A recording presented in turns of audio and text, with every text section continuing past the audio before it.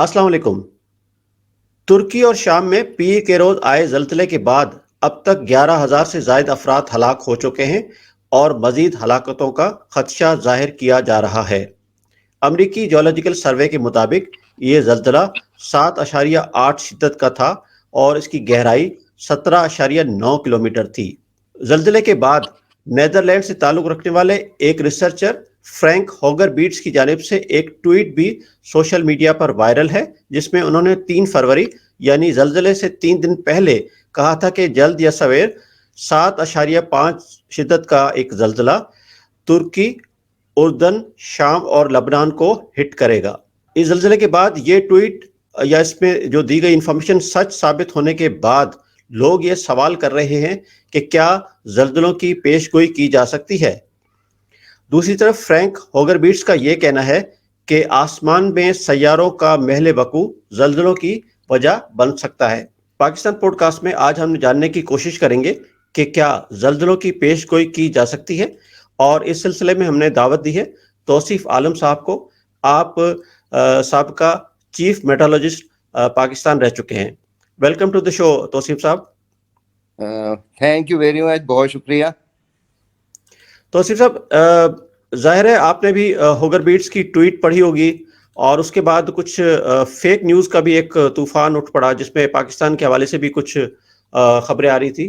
तौसीफ साहब, ये बताइएगा कि जो ये कहा जाता है कि जो इसके जल्जले के हवाले से पेश कोई नहीं की जा सकती, आप हमारी रहनुमाई फरमा दीजिएगा कि क्या ये हो सकता है कि जो है वो किसी हद तक उसकी पेशगोई की जा सकती हो। बहुत शुक्रिया। आपने असल में इसमें 2 सवाल कर लिए हैं, और पहला सवाल तो ये है कि उन्होंने कुछ पेशन गोई की है हमारे इलाके में कि जल्जला आ सकता है, और दूसरी बात आपने की है कि क्या इसकी पेशन गोई की जा सकती है या नहीं की जा सकती है।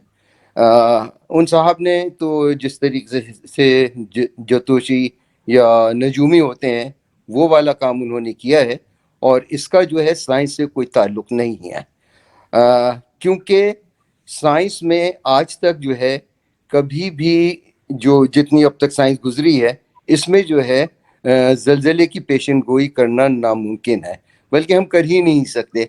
हम खदशा तो जाहिर कर सकते हैं कि फला फला जगह फॉल्ट लाइन है और इन जगहों पे जल्जला आ सकता है, या इससे पहले कभी जल्जला आया है तो हम ये कह सकते हैं कि उसका कोई रिटर्न पीरियड होता है। तो ये नामुमकिन है कि जल्जले की कोई पेशन गोई की जाए इसके।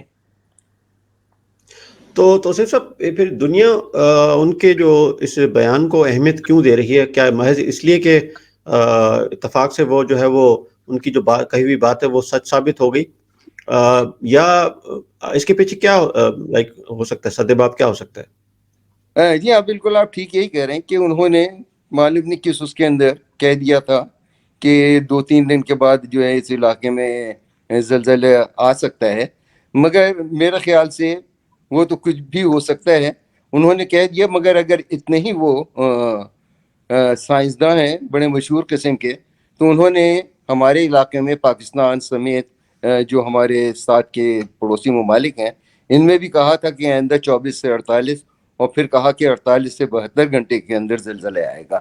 तो अब तो 72 घंटे से भी ज़्यादा गुजर रहे हैं, तो अब तक तो अल्हम्दुलिल्लाह सुम्मा अल्हम्दुलिल्लाह किसी किस्म का कोई जल्जला नहीं आया, और मेरा यकीन है कि इंशाअल्लाह जल्जला आएगा भी नहीं। छोटे मोटे ट्रिमर्स तो आते रहते हैं हिंदू कश के इलाके में या दूसरे, मगर जिस किस्म के उन्होंने पेशन गोई की है वो मुझे लग रहा है गलत है। तो आसिफ साहब, ये फरमाइएगा कि क्यों मुश्किल है, दुनिया इतनी तरक्की कर चुकी है तो जल्जलों के बारे में पेश गोई क्यों नहीं की जा सकती आपके ख्याल में? उसकी वजह यह है कि बेसिकली अंदरून ज़मीन जितना हम अंदर जाते जाएं, एक्चुअली ये जो है मूवमेंट होती रहती है, टेक्टोनिक प्लेट्स वगैरह जो हैं, और वो जो है बेसिकली एनर्जी पैदा करती रहती हैं।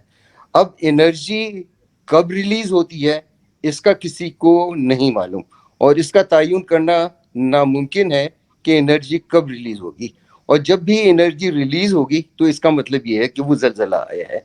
तो अब तक जो है साइंस इसके ऊपर जो है کسی قسم کی جو ہے وہ نہیں کر سکی ہے.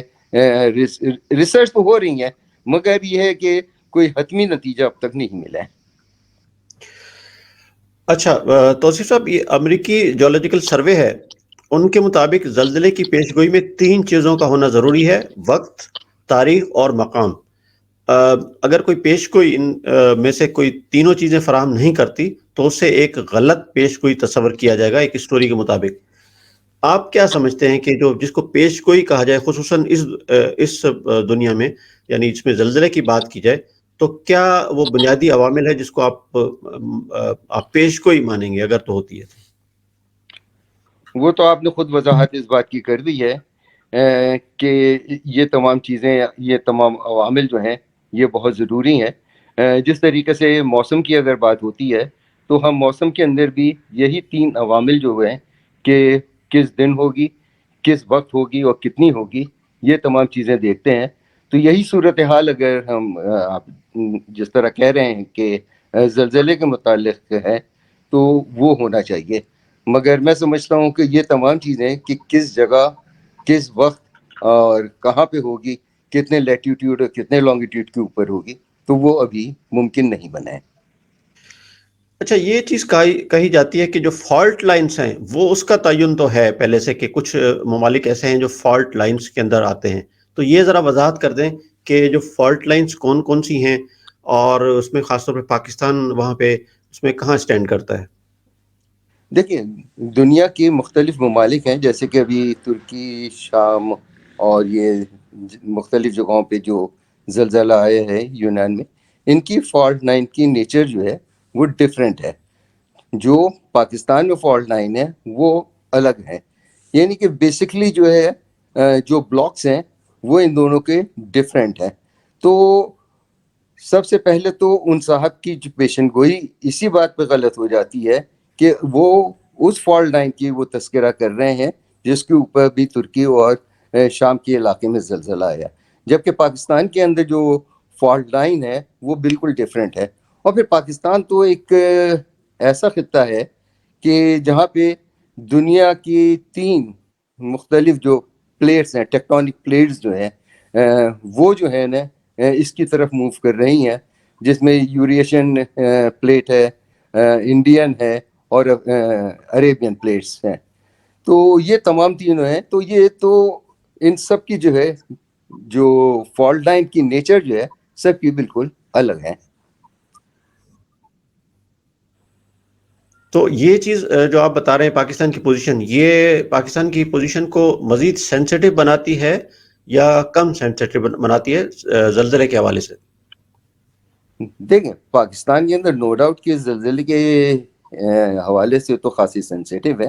اور آپ کو اور ہمیں سب کو یاد ہے کہ 2005 میں جس قسم سے زلزلہ آیا تھا تو ہم بالکل اندازہ بھی کر سکتے ہیں کہ اس وقت ترکی میں جو صورتحال ہوگی وہی کشمیر میں جس وقت زلزلہ آیا تھا اسی ٹائپ کی صورتحال ہوگی.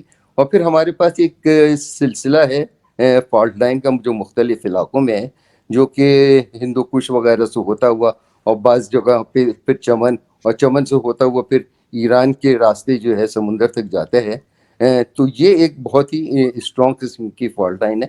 اسی طریقے سے باغ، کشمیر اور پھر گلگت بلتستان کے علاقے کی طرف ہم جائیں تو وہ جو ہے نا علاقے بہت ہی زیادہ جو ہے کہہ سکتے ہیں آپ کے ان جگہوں پہ زلزلے آ سکتے ہیں کیونکہ وہ فالٹ لائن کے اوپر ہیں.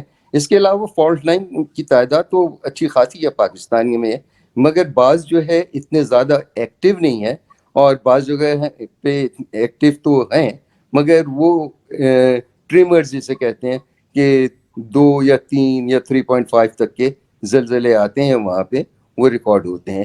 ایک چیز اور بتا دوں میں آپ کو یہاں پہ زلزلے کے حوالے سے تاکہ لوگ آگاہ ہو جائیں کہ زلزلہ جتنی زیادہ ڈیپتھ کے اندر ہوگا اتنا نقصان جو ہے کم ہوگا، مگر جتنے ڈیپتھ کم ہوگی، یعنی کہ 10 ہے یا 12 ہے، جیسے اس زلزلے کی ڈیپتھ جو ہے وہ 17 تھی، 17 پوائنٹ کچھ کلومیٹر. تو اس وجہ سے اس کے اندر نقصانات زیادہ ہوئے اور پورے کے پورے مکان اور بلڈنگیں جو ہے نا وہ تباہ و برباد ہو گئیں اور پورے نیچے سے لے کر کے اوپر تک بالکل الٹ گئی ہیں. اچھا، آخر میں توصیف صاحب ایک سوال میں آپ سے پوچھ لیتا ہوں، الدو کہ اس کا تعلق آپ سے ڈائریکٹ آپ کے اسٹیک ہولڈر اس طرح سے نہیں ہے. کیا آپ بتا سکتے ہیں کہ جو جہاں جن ایریاز میں زلزلے آتے ہیں جس میں پاکستان بھی شامل ہے، تو ہمارے ہاں وہ ارتھ کوئک ریزسٹنٹ کنسٹرکشن لائک کتنی لائک کارگر ثابت ہو سکتی ہے؟ آپ اس پہ ذرا روشنی ڈال سکتے ہیں؟ آپ نے یہ بہت ہی اچھا سوال کیا ہے، اور بدقسمتی سے ہمارے یہاں جو بلڈنگ اسٹرکچر ہے وہ ارتھ کوئک ریزسٹنس کا نہیں ہوتا. مگر اب پچھلے تقریباً 10 سالوں سے یا 15 سالوں سے جو بڑے پلازے بن رہے ہیں یا ایسی بلڈنگز جو گورنمنٹ کی خاص طور پہ یعنی کہ بلڈنگز بن رہی ہیں یا یونیورسٹیز بن رہی ہیں یا بڑے بڑے جو آپ کے کیا ہیں کہ ایسے پلازے کہ جس کے اندر آفیسز بھی ہوں اور جس کے اندر رہائش بھی ہو، تو وہ البتہ آپ کہہ سکتے ہیں کہ ارتھ کوئک ریزسٹنس ہے، اس کے اندر اس پیمانے کے اوپر پورا اتر رہے ہیں. مگر جو پرانے علاقے ہیں، خاص طور پہ گلستان جوہر اور گلشن اقبال کا، میں کراچی کے حوالے سے بات کر رہا ہوں، اور اسی طرح اسلام آباد میں جو پرانے یعنی کہ پلازے وغیرہ ہیں اس کے اندر اس قسم کا خیال نہیں رکھا گیا ہے. تو کوشش یہی ہونی چاہیے کہ، اور حکومت کی کو میں خاص طور پہ یہ کہتا ہوں کہ وہ اپروول دے ہی نہیں، کہ اور وہ اس بات کا یقینی بنائے کہ جب بھی کسی قسم کی عمارت بن رہی ہے تو اس کی بنیادیں جو ہیں وہ ارتھ کوئک پروف ہونی چاہیے.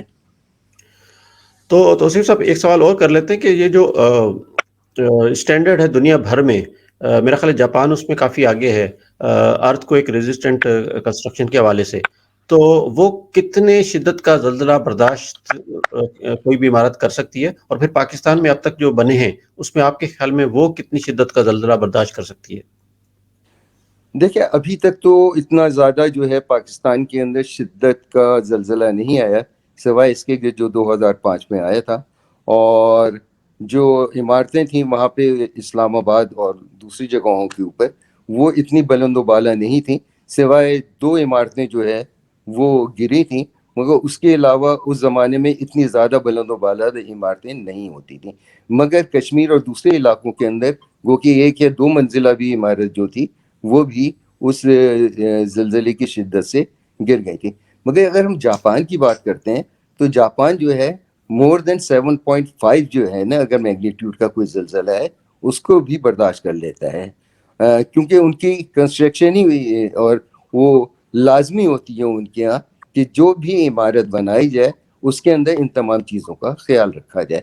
یہ کام مشکل نہیں ہے، پاکستان بھی کر سکتا ہے. ہمارے الحمدللہ انجینئرس ہیں، وہ جانتے ہیں اور ماشاءاللہ بہت کیپیبل ہیں، انہوں نے تعلیم بھی حاصل کی ہے اور یہ کام کرنا ان کے لیے مشکل نہیں ہے.